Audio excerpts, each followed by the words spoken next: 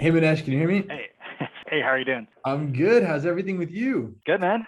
Do you remember me from a long time ago? Yeah, of course. It's been a while, right? So it's maybe 10 months ago, maybe Yeah, I think February, March, right? Yeah, about yeah, yes, because it was right around the new year, and I know that you were just hopping into the role, and you were like, "Hey, like that's I'm right. ready to rock soon. I have about 100,000 other things that I need to be working on right now. We will reconvene on this conversation." Yeah, where was I just started working here at Baffin in February, so it's been 1 year, and then I think March or April I had reached out to you, and that's when I started looking some RFQs for call center agencies, and man, a year later, like look at what a great partnership this has been. That's so great to hear. I mean, like whenever I talk to Armin, he's like, dude, and like not even Armin, like Azita too on the recruitment team. She's like, I love Munesh. Like he is the absolute man. Like our relationship is great. Like love working with him. Such a good Yeah. dude. They have nothing but great things to say about you as well. Well, I would say honestly, vice versa. Like Azita was such a great recruiter for us, and over through all the interviews we were able to do and the feedback I was able to give her, she was able to really dial in and get me some awesome people. And like everybody, like Armand is like his service is just off the charts. Like anything I need, he's there immediately. And Joe is like phenomenal as well. So you got a really good group of people there, a really good team. You guys are doing really good work there. Thank you, man. We're always here to try to like enhance it and get better and better over time. And like as we continue to grow, we just want to be able to continue to deliver a great level of service and just push the status quo as much as possible. So what we've been doing very heavily in our end is investing more and more into our training to give Mm-hmm. all of our agents additional resources to be as successful as possible. So if you guys are on Zendesk, they can, and they're struggling with that, maybe they can work with one of our trainers in a hand-in-hand 3 to 4 hour session to really understand, hash that out. Or maybe if it's like a Baffin brand specific question, they can work really closely with Joe, their TL, to help answer and square away some of those inquiries that are coming in. But yeah, like I'm glad to hear that things are going well with Joe, with Azita, as well as with Armin, because they have nothing but good things to say about you. As far as everything on a CS level, when it comes to Baffin, is everything moving smoothly? Yeah, everything's moving really well.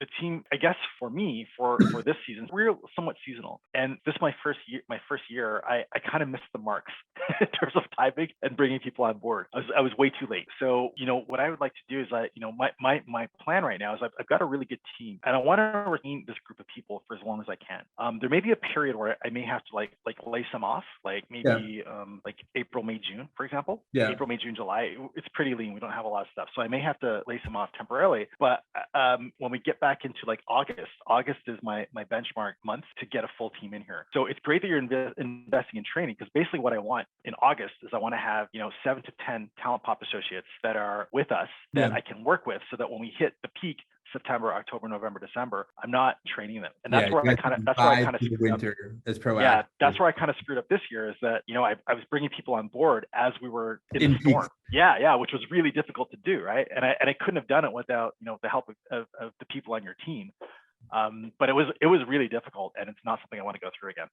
Awesome. So how is the ramp up of the team members that we brought on for you guys? I know we jumped in like in the middle of peak season and like in the middle of where guns were blaring, but like how did that all go when it came to building up the training material, making sure that the agents are managed properly when it comes to Joe and Armin? So here's the interesting thing. So when I first brought on the first group, it took me longer to train them, just because there's less of them, right? And there was less content, less material, less feedback, all that kind of. As time went on, we were able to train them really fast, and it was a combination of us, developing content throughout the season so that we could deliver it. But also, what I found was the team itself. Like, so the talent poppers themselves. The more talent poppers we had, the more they would collaborate with each other and help each other and work as a team. So this last group of people that I brought on, I think there's 3 or 4 of them. Oh my God, we trained them so fast, to the point where we've got them doing like so my more senior talent poppers, I've got them doing other stuff other than tickets now, like more like some other administrative internal stuff, and these guys are answering tickets. So that's kind of my way of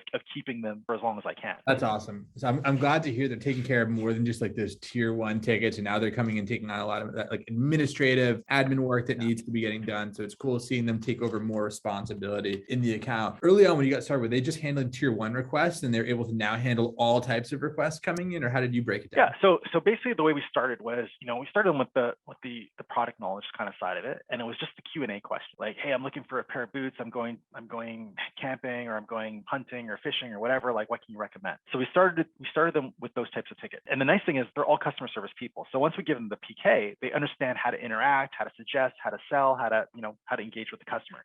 Once they got to that point, we train them on returns. So in direct to consumer footwear, like, you're buying shoes for your feet. Everyone's foot is different. So you end up having a lot of returns to find the right size. So we had them do returns next. And once again, they picked up really fast, but also we had really good content. Like, we had developed our content as time went along. And the other great piece about it is, if you've got someone on the team that's already doing returns and you just learned how to do returns, and there's one little thing that you're kind of missing, you're just going to reach out to them and say, hey, Mary, I'm kind of stuck here. Can you take a look at this? And they help each other and they unstick it. And they're like, great, I know how to do it now. So that's how we were able to accelerate the learning within the team. And then from returns, we graduated to warranty, which warranty requires a little bit more value judgment, because our warranties, we don't have like a black and white policy. It's a case by case, right? So at that point, it was like working with them, developing their eye, having them understand what's a manufacturing defect, what's wear and tear, what we cover, what we don't cover, like, really helping them build nuance of what you guys are dealing with on a very brand specific level. Like, what's related to just Baffin here. Exactly. But it builds sequentially, right? Totally. And then once they mastered that, they can pretty much do every ticket that we have in our inventory. The administrative stuff that we end up doing with them is we also have an Amazon.com store as well. Yep. And with Amazon.com, it's a little bit like managing those tickets are a little bit different than managing them in Gorgeous. So that's where I said we've had them doing some other administrative duties. So when a customer wants a return or they want to cancel an order in Amazon, on the Baffin side, it's kind of a pain in the ass because there's a lot of admin to make that happen. But man, they picked it up really fast. So I was struggling with it because we were doing it internally. Yeah. I was like, you know what? I'm just going to see how fast. A lot of them have previous Amazon experience as well, and they've done this before. So it's like them walking in is like, all right, how do you guys want to do? How are we handling it the same way as we do on the e-com site? Beautiful. We got this. Yeah. And it's crazy. They're crushing it. We're so far behind because we're doing it internally. And I started a project this week. It was called, we call it, Project Amazon Catch Up. And there was returns in there that were not, so the customers received the money, but like administratively, it wasn't out of our system, like going back like almost a year ago, 300 days ago. So we started the project. I trained them last week on Amazon returns on Thursday. Today's Tuesday. We were 300 days behind. Now we're working at 50 days. Nice. And the objective, the goal was to get to 0 days by the end of the week. So we're well on our way to achieving that goal, which is like, I never thought that would be possible. But that's awesome. It's super cool that, through the TalentPop team, we're able to leverage them and make that happen. That's such great news. And we got started, how many did we get started with 2 team members early? Yeah. So we had Michelle and Julie. So we started with 2. And then now where are we at? We have 7. Nice. Very cool. And then I know you guys are obviously in a very seasonal business, so we might scale it down a little bit, but then I think I don't want to go less than 5. Yeah. And I think going into August, I want to ramp that up to 10. Yeah, and really make sure you guys are handled well. And now with them taking Amazon, like I'm sure that their skill set over the next couple of months, like what I want to challenge you to do is continuously seeing where there's opportunities for some of the leaders to continue to evolve into. I know, of course, they went from pivoting into just standard CS on Shopify and Gorgeous into Amazon, but where are those other pivot opportunities to be able to assist you on maybe like a data analysis side, an analytics side, to get you some of the benchmarks and the data you need on a week by week, day by day reporting basis, whatever you find yourself reporting on and gathering that data for. Maybe you could have specific numbers, we point people to gather that for you guys as well, to make it so your job is easier to look at these reports and be like, all right, this is what's going well. Oh my God. So if that's a possibility, I would love that, because I do a report every week, and it's kind of, it's anything to increase my bandwidth. Yeah. I'm totally down with. That's I know. Look at. Yeah, I know you guys probably do reports too. So like, but who would I talk to about doing that? Talk to Armin, and you guys will probably have a sit down together and be like, all right, who do we think is the best fit for it? He'll probably make a recommendation. You'll say that's right on, and we'll go through that training process together, and we'll just understand what you're doing on a reporting level. I'm sure Armin will make suggestions on additional pieces to possibly add to it. And again, that'll save you 3 hours, 4 hours a week, every single week on building out this reporting documentation. And now it's just kind of like delivered with insights every week. And like a lot of our brands are leveraging that type of information. We're doing so much of that on our own end as well. So that would be a huge value add for sure. Yeah. I do a report with my boss every week, but I just go into Gorgeous and I pull up the stats, and I do basic level, I do CSAT, I do volume, I do,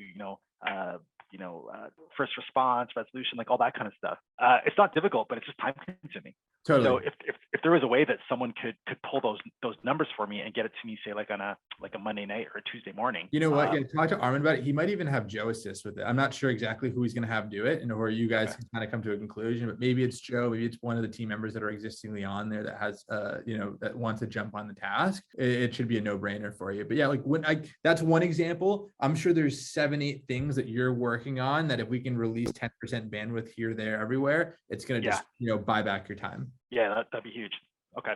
Awesome. Sure. Very, very cool. So it sounds like things are going well. You guys started, we went to the relationship. We've been growing this relationship as possible. Brand's growing very well. Relationship is going really well. I guess one question I have for you is like, during your experience when you were getting started with TalentPop and you were saying like, hey, I'm vetting out BPO companies, I'm vetting out who the proper fit is for you. I guess like if someone else in that same shoes, like what led you to TalentPop and picking us, and what would you say to them as far as like, I would work with these guys because, or what are some words of advice?